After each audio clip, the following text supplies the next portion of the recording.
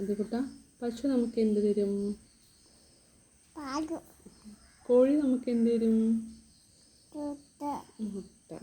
അമ്മ ഉണ്ണിക്ക് എന്ത് തരും? ചോറ്. അച്ചച്ച ഉണ്ണിക്ക് എന്ത് തരും? അച്ചച്ച എച്ച് തരുമോ? പിന്നെ അമ്മമ്മ ഉണ്ണിക്ക് എന്ത് തരും? പപ്പ തരും. പിന്നെ അച്ഛ ഉണ്ണിക്ക് എന്താ കൊണ്ടുവരിക? കിറ്റ്കാറ്റോ? പിന്നെ മേമ ഉണ്ണിക്ക് എന്താ തരിക? പൂച്ചേനെ തരുമോ? പിന്നെ ചാച്ച ഉണ്ണിക്ക് എന്താ തരിക?